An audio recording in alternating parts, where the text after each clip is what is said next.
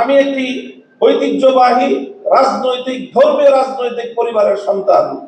আমাদের রাজনীতির মুখ্য উদ্দেশ্য হলো আল্লাহর জমিনে আল্লাহর দ্বীন প্রতিষ্ঠিত করা, আল্লাহর জমিনে খেলাফত ব্যবস্থা কায়েম করা। এটাই হলো আমার রাজনীতির মূল দর্শন। তবে আপনারা যে রাজনীতি করেন সেই রাজনীতির সাথে আমাদের রাজনীতির কিছুটা পার্থক্য আছে। সেই পার্থক্যের জায়গাটুকুও বুঝতে হবে এবং সেখান থেকে আপনাদের দায়িত্ব এবং ভূমিকার কথাও আমি বলছি, আমার বক্তব্য দিয়ে নয়, বরং আপনার নেত্রীর উদ্ধৃতি দিয়ে। বেগম জিয়া আমাদেরকে বলেছেন অনেক সময় যে, দেখেন হুজুর, আমরা ইসলাম প্রতিষ্ঠার রাজনীতি আমরা করি না, তবে আমাদের পরিষ্কার অবস্থান হলো এই যে আপনারা যদি ইসলাম প্রতিষ্ঠা করবার জন্য দেশে রাজনৈতিকভাবে সামনে অগ্রসর হয়ে যেতে পারেন, আমাদের বিএনপির পক্ষ থেকে সহযোগিতা পাবেন, বিরোধিতা পাবেন না। এই যে আজকে হাবিবুর নবী খান সোহেল ভাই যে কথাটা বললেন, অনেকেই বিএনপি এবং আওয়ামী লীগকে এক পাল্লায় পরিমাপ করে। আমি মনে করি এটা অনেক বড় অবিচার। আওয়ামী লীগ ইসলামিক রাজনৈতিক সংগঠন নয়, বিএনপিও ইসলামিক রাজনৈতিক সংগঠন নয়, তবে এই দুটির মধ্যে ঐতিহাসিক অনেক ব্যবধান রয়েছে। সেই ব্যবধানটার কথা আমি আরেকটা উদ্ধৃতি দিয়ে একটু স্মরণ করিয়ে দিতে চাই। বাংলাদেশ জাতীয়তাবাদী দলের একজন মরহুম নেতা, সাবেক মন্ত্রী চৌধুরী কামাল ইবনে ইউসুফ, আপনাদের অনেকের নাম মনে থাকার কথা, তার একটা উদ্ধৃতি, তিনি একদিন এক প্রসঙ্গে বলেছিলেন, একটা কথা বলতে গিয়ে বিএনপির প্রতি তার নিজের যে অধিকার, সেই অধিকার সাব্যস্ত করতে গিয়ে বলেছিলেন যে, বেটা আমি 200 বছর ধরে বিএনপি করি। কি বলেছেন?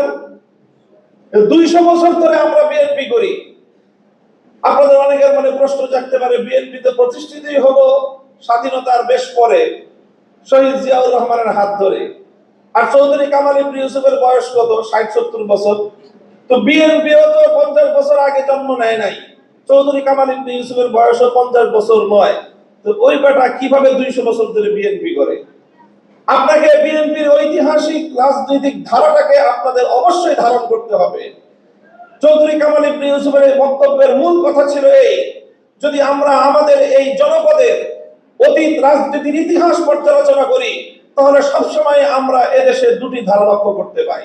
সেই অবিভক্ত ব্রিটিশ আমল থেকে, যখন ঢাকা বিশ্ববিদ্যালয় প্রতিষ্ঠার ঘোষণা এসেছিল, যখন ঢাকাকে কেন্দ্র করে পূর্ববঙ্গের উত্থানের ঘোষণা এসেছিল, যখন মুসলিম জাতিসত্তা প্রতিষ্ঠার ঘোষণা এসেছিল, তখন এই বঙ্গ অঞ্চল থেকে কিছু মানুষ তারা ঢাকা বিশ্ববিদ্যালয় প্রতিষ্ঠার বিরোধিতা করেছিল।